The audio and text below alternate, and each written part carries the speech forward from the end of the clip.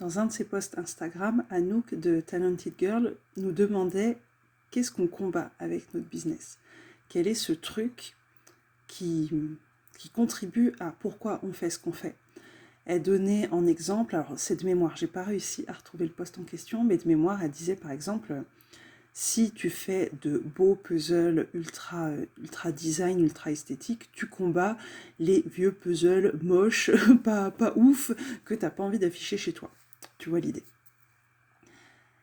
Et donc, c'est ce que j'avais envie d'apporter ici. Qu'est-ce que je combats avec mon business ? Contre quoi je me bats ? J'ai eu envie de le partager là parce que c'est venu dans la conversation ce matin avec mon mari. J'ai vraiment un truc en moi qui s'active quand je vois des personnes qui s'éteignent dans leur vie. Je pense à une personne que j'ai rencontrée lors d'un événement d'une soixantaine d'années et qui, au bout de 5 minutes à échanger avec moi, me confie « Manon, j'ai l'impression d'être passée à côté de ma vie ». Pour moi, ça, c'est pas acceptable.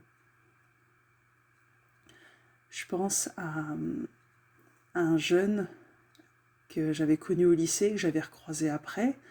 On avait quoi ? On avait 18, 19 ans. Et quand on lui demandait, tu fais quoi du coup, là, t'en es où ? Il était déjà complètement éteint à dire, je fais des études de droit. Je sais que ça me plaît pas, mais bon, ça sera bien pour plus tard. À 18, 19 ans, être déjà éteint comme ça, à faire un travail qui ne nous nourrit pas, pour moi, c'est pas acceptable. Je pense à une personne qui, depuis plusieurs décennies, là, au point où on en est, fait un travail qui l'épuise, qui ne lui plaît pas, qui ne la nourrit pas, et elle attend la retraite, comme une récompense pour toute la souffrance, là, de toutes ces dernières années. Et en attendant, elle fait rien. Il n'y a que le travail. Et c'est pas un travail qui la nourrit. Donc il n'y a que je travaille, boulot, métro, dodo, en attendant la retraite. Et en attendant, la vie passe. Pour moi, ça, c'est pas acceptable. Je pense à cette personne qui est en couple depuis de nombreuses années avec un homme qui ne l'honore pas, qui lui parle mal. C'est vraiment une relation, encore une fois, qui l'éteint, alors que cette personne a tellement de vie à l'intérieur d'elle-même, mais elle se laisse éteindre dans cette relation, plutôt que de prendre le courage de partir et de vivre avec un grand V. Je pense à cette personne qui a même pas 30 ans et qui est déjà dans ce truc de à quoi bon la vie ? Pour moi, c'est pas acceptable. Il y a un truc qui me touche au plus profond de mon être, c'est quand on se sent éteint au point qu'on envisage de mettre fin à ses jours. Pour moi, c'est pas acceptable. Surtout quand on voit des personnes qui ne sont pas allées jusqu'au bout du processus et qui vivent tellement de magie après. Ça aurait été tellement dommage de ne pas vivre tout ça. Pour moi, il y a vraiment un truc qui me révolte dans le fait d'avoir le cadeau de cette vie-là et d'être en mode zombie, à laisser la vie se dérouler sans en prendre les rênes. À accepter que la vie, ça soit juste de la souffrance, de la douleur, et puis c'est ça la vie. J'en avais déjà parlé dans un partage précédent. Pour moi, c'est pas acceptable de passer des dizaines et des dizaines d'années dans un boulot qui nous épuise, qui nous frustre, qui nous vide. Pour moi, c'est pas acceptable de rester dans une relation où on n'est pas honoré, où on n'est pas aimé, où on est possédé. Et je sens, rien que de le partager comme... ça me touche vraiment, en fait. Cette personne qui, au bout de 5 minutes de conversation, me dit « Manon, je suis passée à côté de ma vie. » Ok, bah qu'est-ce qu'on fait à partir de là, en fait? Parce que ta vie, t'es toujours dedans. Donc on fait quoi du temps qui est à venir? Parce qu'il y a ce truc qui est très fort chez moi, c'est que on ne sait pas pour combien de temps on est là. Ça se trouve, dans 1 heure, je me fais écraser dehors. Donc ce temps que j'ai, ce cadeau que j'ai, qu'encore une fois tout le monde n'a pas, je pense à un ami, on avait quoi? On n'avait même pas 20 ans.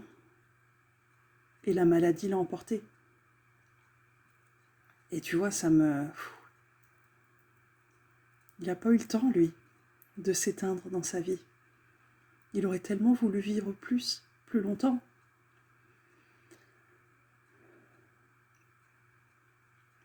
Donc pour moi, il y a quelque chose d'inacceptable, comme je le disais, d'intolérable, à se dire, ok, j'ai une vie, j'ai ce cadeau-là, et je vais la laisser passer. Et je vais m'en plaindre en plus. Je vais la laisser passer en me plaignant qu'elle passe. Alors que c'est ma vie. J'ai qu'à prendre les rênes. J'ai qu'à bouger les choses, j'ai qu'à prendre des risques, j'ai qu'à oser me mettre en inconfort. Il y a un côté tellement plus facile, entre guillemets, à juste s'asseoir et ok, ma vie, elle passe. Puis je vais bien m'en plaindre tout du long. Puis à la fin de ma vie, je vais regarder en arrière et je vais me dire, bah mince, qu'est-ce qui m'a pris en fait tout ce temps-là, là? Au lieu de me plaindre, j'aurais pu en faire tellement plus.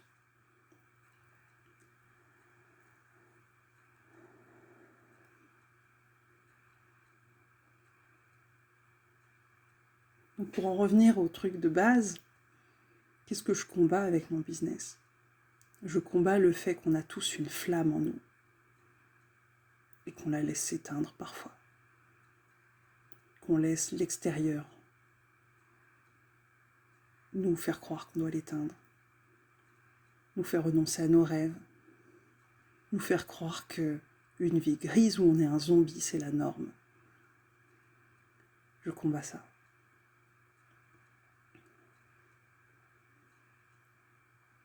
Ce qui me tient à cœur depuis toujours, c'est de montrer que non, en fait, quand on a des rêves, c'est pas pour les mettre dans une boîte et que ça fasse des regrets plus tard. C'est pour qu'on se mette en route vers eux.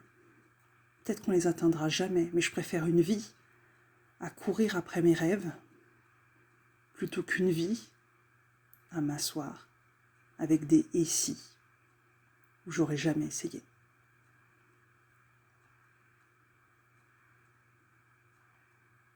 Si demain il m'arrive quelque chose, si demain j'apprends qu'il ne me reste plus que X temps à vivre, je vais pouvoir me dire que le temps que j'ai eu, je l'ai rempli, que je me suis mis en action pour le remplir, que j'ai été créatrice de cet espace-là. Pas juste que je me suis assise en me disant de toute façon la vie c'est trop nul, ça sert à rien. Putain, ça me... On a la chance d'être en vie.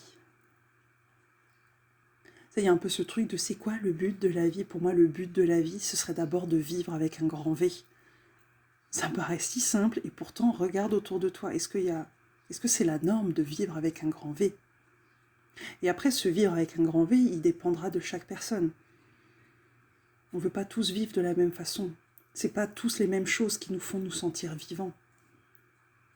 Mais purée, se sentir vivant dans notre vie, ça devrait être la base, non? Tu le vois quand tu sors, quand j'emmène ma fille à l'école. Tu le sens, les gens qui sont vivants et les gens qui sont éteints. Mon mari, il écrit en ce moment son prochain roman. Et à un moment, je te prends que la partie qui m'intéresse, mais en gros, il oppose les gens qui ont peur et les éveillés. Et en lisant son livre, j'ai trouvé ce mot tellement fort. Je lui ai dit, purée, tu te rends compte? Tu pars d'un truc médiéval avec un combat et des monstres, grosso modo, Et en sous-titre, tu parles de ceux qui s'éteignent parce que la peur, en fait parce qu'ils laissent la peur gagner, versus les éveillés qui ont peur, mais qui restent en action quand même. J'ai trouvé ça tellement puissant.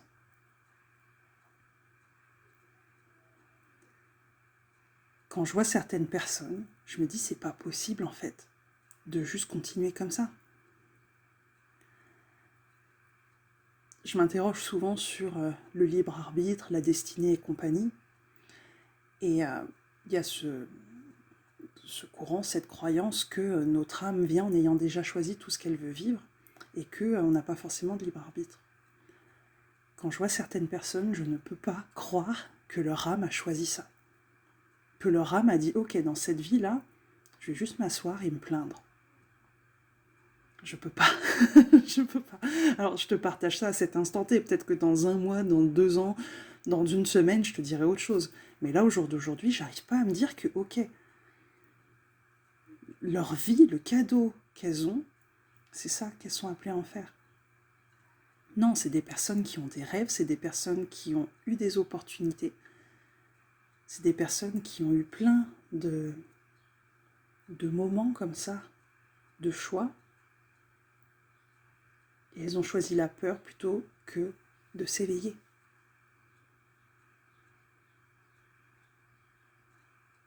Donc pourquoi je fais ce que je fais? Pour que les personnes qui sont prêtes à s'éveiller, qui sont éveillées, se connectent à la vie avec un grand V. Pour qu'au lieu de mettre leurs rêves dans une boîte, elles se disent « Ok, comment je réalise, comment je me mets en route vers ça? Comment je le vis? Comment je deviens le modèle pour les autres qui montrent que c'est possible ?» C'est bien gentil de dire à ses enfants « Fais un métier qui te plaît. Fais ce que t'aimes dans la vie. » Mais si tu le fais pas toi-même, quel exemple tu donnes? Et je vois autour de moi des enfants qui sont en colère contre leurs parents pour justement ce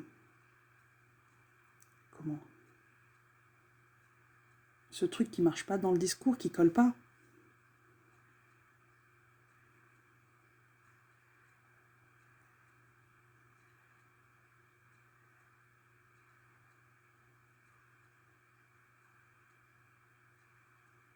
Je pense vraiment que la vie est un cadeau, qu'on ne sait pas combien de temps on a. Et que le but de la vie, c'est de vivre avec un grand V, selon ce que ça veut dire pour nous. Et de ne pas arriver au bout de la route en regardant en arrière, en voyant tous les trucs qu'on n'a pas fait, tous les rêves qu'on a mis de côté, toutes les choses qu'on a tolérées alors que ça nous rendait malheureux, que ça nous faisait de la souffrance. Il y a ça aussi, il y a tellement d'addiction à la souffrance. On s'y identifie, ça devient la norme. Je combats ça aussi. Toutes ces personnes talentueuses qui mettent de côté ce qui les anime vraiment pour rentrer dans des cases où elles vont s'éteindre. J'ai l'image de cette cloche qui éteint la flamme littéralement parce qu'il n'y a plus d'oxygène. Ce qui me vient, c'est qu'à travers mon business, j'entretiens ces flammes, je les ravive, je leur donne de l'oxygène pour qu'elles grossissent. Et ça commence par des personnes qui sont prêtes à entretenir leur flamme, à la raviver, qui s'éveillent, si on reprend ce terme-là.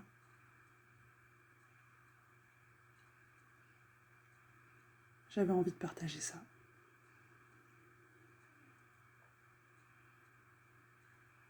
Et si ça te parle, si tu sens quelque chose qui s'active, qui se rallume en toi, tu peux te rendre sur mon site ou venir me parler directement pour découvrir les différentes possibilités de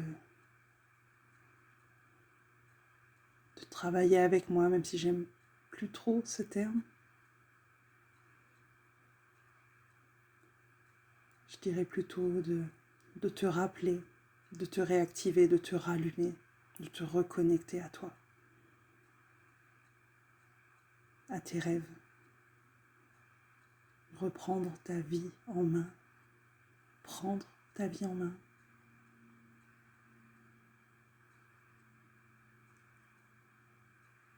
Je fais ce que je fais pour les personnes qui veulent vivre leur vie avec un grand V.